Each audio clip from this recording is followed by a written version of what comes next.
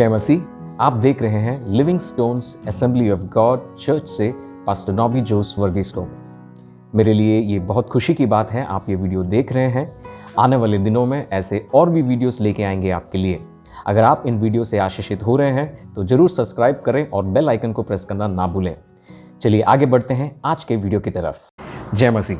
पिछली बार मैंने कहा था कि अगले वीडियो में देखेंगे कैसे हम एक अभूतपूर्व संकट के बीच में भी परमेश्वर की आराधना कर सकते हैं। इसलिए आज मैं लेकर आया हूँ आराधना के ऊपर एक वीडियो। हम सब आराधना करते हैं, खास तौर से जब जीवन में सब ठीक चल रहा हो आराधना करना आसान होता है, मगर संकट के समय आराधना करना मुश्किल पड़ता है। ये है सबकी सच्चाई है।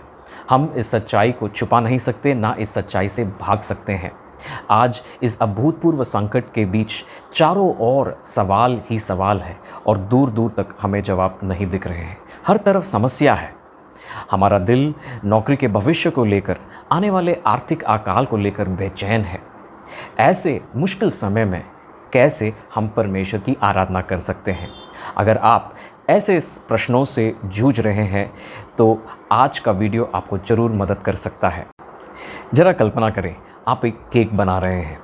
आपने ओवन में टेम्परेचर और टाइमिंग सेट कर दिया है। समय पूरा होने पर आपने केक निकाल कर देखा, मगर पाया कि केक पूरी तरीके से पका नहीं है। क्या आप घर आए मेहमान को ये केक देंगे? बेशक आप कभी नहीं देंगे। कई बार हमारा आराधना भी ऐसे एक केक जैसे है जो पूरी तरीके से पका नहीं है। मैं चाहता हूँ आप ये उदाहरण मन में रखें। आइए चलिए मेरे साथ इस विषय की गहराई में उतरकर इसको समझने की कोशिश करें। हम आराधना क्यों करते हैं? आमतौर पर हम आराधना इसलिए करते हैं क्योंकि परमेश्वर ने हमारी प्रार्थना सुनी है, हमें आशीष किया है, शायद हमें चंगाई मिली हो, शायद परमेश्वर ने कुछ बड़ा चमत्कार किया हो। यानी परमेश्वर ने जो कुछ हमारे जीवन में किया है उसके आधार पर हम परमेश्वर की उपासना करते हैं। कभी कभी हम आराधना इसलिए करते हैं क्योंकि हमें कोई आशीष या चमत्कार की ज़रूरत है। शायद हम कुछ उलझनों से जूझ रहे हैं, शायद हमें आर्थिक चंगाई चाहिए, शायद हमें नौकरी में उन्नति चाहिए। यहाँ पर हमारे उपासना का आधार हमारी ज़रूरतें या अपेक्षाएं बन जाती है। हालांकि कई बार हम इसलिए भी आराधना करते हैं क्योंकि आराधना हमारे लिए एक प्रथा या एक परंपरा या रिवाज बन गई है। सब लोग करते हैं इसलिए हम भी कर रहे हैं। अगर देखा जाए तो यीशु मसीह के 3.5 साल की सेवकाई में हज़ारों के तादाद पे लोग उनके पीछे चलते थे। इस बड़ी भीड़ में हमें अलग अलग किस्म के लोग देखने मिलते हैं। इसमें कुछ ऐसे लोग हैं जिन्होंने चमत्कार पाया है, कुछ ऐसे लोग जिनको चमत्कार की ज़रूरत है, और ऐसे भी कुछ लोग हैं जिनके पास कोई बड़ी वजह तो नहीं है, मगर सब लोग जा रहे हैं इसलिए ये लोग भी पीछे पीछे चल रहे हैं। सवाल ये उठता है कि क्या ये बड़ी भीड़ यीशु मसीह के अंतिम समय तक पीछे थे या नहीं? हमको मालूम है कि यह बड़ी भीड़ ने बहुत जल्दी ही यीशु मसीह को छोड़ दिया था। वाकई में इन लोगों के पास आराधना के लिए हमसे कहीं ज़्यादा वजह थी, मगर फिर भी समय आने पर इन्होंने यीशु मसीह को छोड़ दिया। इनसे भी बढ़िया उदाहरण है वे यहूदी जो मिस्रैम की गुलामी से बच निकले थे। साम्स 105:37-41 इस प्रकार कहता है, तब वह इस्राएल को सोना चांदी दिलाकर निकाल लाया और उनमें से कोई निर्बल ना था।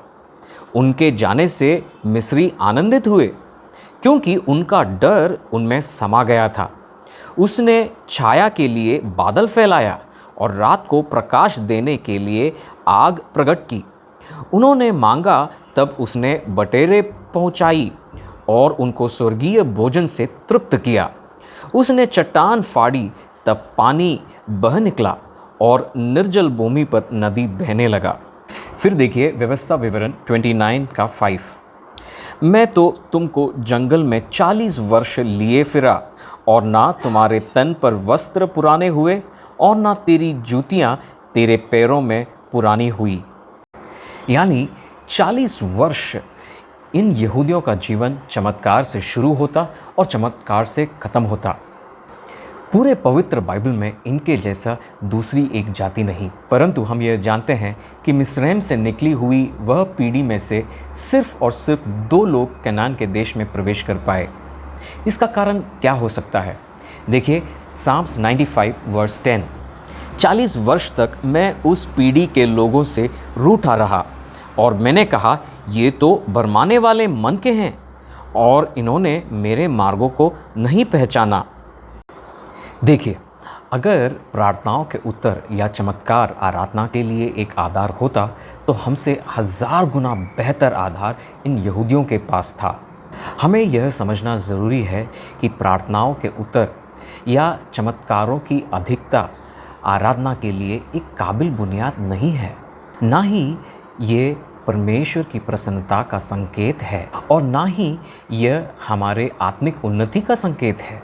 जब हम परमेश्वर के कामों के लिए परमेश्वर की आराधना करते हैं और उससे हम आगे नहीं बढ़ पाते, तो खतरा यह है कि जिस दिन हमें प्रार्थना का उत्तर नहीं मिलेगा या चमत्कार नहीं पाएंगे, उस समय हम परमेश्वर से दूर चले जाएंगे। कठिनाइयों के सामने हमारा विश्वास कमज़ोर पड़ जाएगा। जितनी जल्दी आप इस सच्चाई को समझ लें और अपना लें, उतना ही आसान होगा आपको आपके आत्मिक जीवन में एक नई ऊंचाई को छूना। जब तक आप इस सच्चाई को ग्रहण नहीं करेंगे, आपकी आराधना उस केक के समान होगा जो पूरी तरीके से पका नहीं है। सवाल ये उठता है कि हम कैसे हमारे आराधना के अधूरेपन को दूर करें। देखिए, आराधना की शुरुआत परमेश्वर के कामों से होता है, मगर अगर हम परमेश्वर के कामों तक ही रुक जाएं, तो हमारी आराधना अधूरा रह जाएगा। हम हमारे मसीही जीवन में गुमराह हो जाएंगे। परमेश्वर के हर एक काम, हर एक चमत्कार, हर एक प्रार्थना का उत्तर एक संकेत है, एक चिन्ह है जो एक बड़ी और गहरी सच्चाई की ओर इशारा करता है। वह सच्चाई हमारे परमेश्वर की महानता है। यह ज़रूरी है कि हम परमेश्वर के हर एक क्रियाओं पर चिंतन करें, और जब हम परमेश्वर के कामों पर चिंतन करेंगे, हम परमेश्वर के महानता के बारे में सीख पाएंगे और परमेश्वर के गुणों को ग्रहण कर पाएंगे। यानी परमेश्वर के काम परमेश्वर की महानता और परमेश्वर के गुण की ओर इशारा करता है। हम परमेश्वर के कामों से यह समझ सकते हैं कि हमारा परमेश्वर कौन है। कभी ना भूलें, परमेश्वर के हर एक काम, हर एक चमत्कार और हर एक आशीष के पीछे एक बहुत गहरा रहस्य छिपा हुआ है, और यह रहस्य है परमेश्वर की सही पहचान। इसीलिए अगर हम परमेश्वर के क्रियाओं तक ही सीमित रहेंगे और क्रियाओं पर हम चिंतन नहीं करेंगे, तो हमें बहुत बड़ा नुकसान होगा। परमेश्वर कौन है या उनके गुण समझना या परमेश्वर की सही पहचान होना बहुत बहुत ज़रूरी है, क्योंकि यही है वो बात जिसके द्वारा पवित्र आत्मा हमें धीरे धीरे उनके जैसे बनाती है। सही आराधना का मकसद भी यही तो है। भूले नहीं, हमारा बुलावा भी यही है कि हम यीशु मसीह के स्वरूप में हो जाएं। देखिए इस वचन को, रोमियो 8:29, क्योंकि जिन्हें उसने पहले से जान लिया है, उन्हें पहले से ठहराया भी है कि उसके पुत्र के समान हो, ताकि वह बहुत भाइयों में पहलोटा ठहरे। एक और वचन देखें, दूसरा पत्रोस 1:3, क्योंकि उसके ईश्वरीय सामर्थ्य ने सब कुछ जो जीवन और भक्ति से संबंध रखता है, हमें उसी की पहचान के द्वारा दिया है, जिसने हमें अपनी ही महिमा और सद्गुण के अनुसार बुलाया है। यानी आराधना में दो बात जरूरी है। पहले हमें परमेश्वर की सही पहचान होना, और दूसरा हम ईश्वरीय स्वभाव में सहभागी होकर यीशु मसीह के स्वरूप में हो जाएं। इसीलिए अगर हम परमेश्वर की क्रियाओं पर चिंतन नहीं करेंगे, तो हम कभी भी परमेश्वर के गुणों को नहीं समझ पाएंगे, ना ही हमें परमेश्वर की सही पहचान होगी। जब हम परमेश्वर के कामों पर चिंतन करके यह समझ ले हमारा परमेश्वर कौन है, और उस समझ के आधार पर हम परमेश्वर की आराधना करें, तो वह आराधना हमें ज़रूर एक नई आत्मिक ऊंचाई को छूने में मदद करेगी। यही बात हमें भजन संहिता 107 में बड़े स्पष्ट रूप से बताया गया है। जरा देखिए भजन संहिता 107 के पहले 2 वचन। यहोवा का धन्यवाद करो क्योंकि वह भला है और उसकी करुणा सदा की है। यहोवा के छुड़ाए हुए ऐसे ही कहें जिन्हें उसने शत्रु के हाथ से दाम देकर छुड़ा लिया है। इस भजन संहिता में लेखक एक आह्वान दे रहे हैं कि परमेश्वर के छुड़ाए हुए परमेश्वर की धन्यवाद करें। आगे बढ़ते हुए लेखक 4 अलग अलग परिस्थितियों में से छुड़ाए हुए लोगों का वर्णन देते हैं। उदाहरण के लिए हम पहले परिस्थिति से छुड़ाए हुए लोगों की तरफ देखते हैं जो मरुभूमि में भटक गए थे। जरा देखें भजन संहिता 107 का 4 से लेकर 9वां वचन। वे जंगल में मरुभूमि के मार्ग पर भटकते फिरे और कोई बसा हुआ नगर ना पाया। भूख और प्यास के मारे वे विकल हो गए। तब उन्होंने संकट में यहोवा की दुहाई दी और उसने उनको सकेती से छुड़ाया और उनको ठीक मार्ग पर चलाया ताकि वे बसने के लिए किसी नगर को जा पहुँचे। लोग यहोवा की करुणा के कारण और उन आश्चर्य कर्मों के कारण जो वह मनुष्यों के लिए करता है उसका धन्यवाद करें, क्योंकि वह अभिलाषी जीव को संतुष्ट करता है और भूखे को उत्तम पदार्थों से तृप्त करता है। यहाँ पर हमें एक ऐसे प्रजा को देखने मिलता है जिसके साथ परमेश्वर ने एक वाचा बांधा है, जिसके अनुसार ये लोग कभी भी परमेश्वर के मार्गों को नहीं छोड़ेंगे और परमेश्वर हमेशा इनका परमेश्वर बना रहेगा। मगर दुख की बात यह है कि ये लोग परमेश्वर के साथ बनाया हुआ वो वाचा भूल गए, परमेश्वर के मार्गों को भूल गए और अपने अपने पसंद के मार्ग पर चल पड़े। जब ये लोग निकल पड़े थे तब अवश्य इनको इनका मार्ग काफ़ी ठीक लगा, परंतु आगे जाकर इन्होंने दुर्भाग्यवश अपने आप को मरुभूमि में पाया। भूख और प्यास और मौत का सामना करने पर उन्होंने परमेश्वर को पुकारा। परमेश्वर ने उनकी दुहाई सुनी और उनके पापों को क्षमा किया और उन्हें सही दिशा की तरफ बढ़ाया।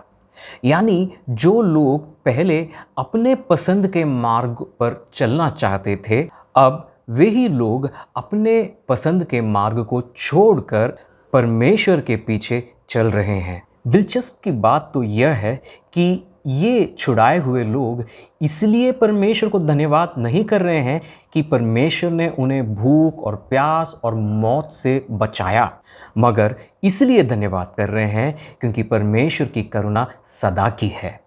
जरा सोचिए कैसे ये लोग इस रहस्य को समझ पाए। जरूर इन लोगों ने परमेश्वर के आश्चर्य कामों पर चिंतन किया और वे समझ गए उन्होंने परमेश्वर के साथ विश्वासघात किया है। परमेश्वर के साथ बनाया हुआ वो वाचा उन्होंने तोड़ दिया है। मगर परमेश्वर ने अपना वाचा नहीं तोड़ा। आम सांसारिक रिश्ते विश्वासघात और बेवफाई के वजह से टूट जाते हैं, परंतु परमेश्वर ने अपना रिश्ता नहीं तोड़ा। परमेश्वर के कामों पर चिंतन करने से यह लोग ये रहस्य समझ पाए कि परमेश्वर की करुणा सदा की है। तो आज हमने क्या देखा? हमने देखा कि हमें परमेश्वर के हर एक क्रियाओं पर, हर एक चमत्कारों पर, हर एक प्रार्थनाओं के उत्तरों पर चिंतन करना ज़रूरी है। और जब हम परमेश्वर के कामों पर चिंतन करेंगे, हम परमेश्वर की महानता को समझ पाएंगे और परमेश्वर की महानता को जितना हम समझेंगे उतना ही हमें परमेश्वर की सही पहचान होगी और उतना ही हमारा जीवन बदलेगा और हम धीरे धीरे यीशु मसीह के जैसे बनते जाएंगे। ध्यान रखें, आराधना में 2 बात ज़रूरी है। पहला, हमें परमेश्वर की सही पहचान होना चाहिए। दूसरा, हम परमेश्वर के जैसे बनते जाएं। और जब ये 2 बात हमारे जीवन में होंगी तब हमारे आराधना से परमेश्वर जरूर प्रसन्न होंगे। इसलिए मेरे प्रिय भाई और बहनों, यह अभूतपूर्व संकट कितना भी गंभीर हो, आर्थिक समस्याएं कितना भी गंभीर हो, चाहे हमारे भविष्य के ऊपर कितने भी सवाल उठें, अगर हमें परमेश्वर की सही पहचान है तो इस संकट के बीच में भी हम परमेश्वर की आराधना कर सकते हैं। हमारे तकलीफ़ों के गहराई में भी हम कह सकते हैं परमेश्वर की करुणा सदा की है। परमेश्वर आप सबको आशीष करें। जय मसीह।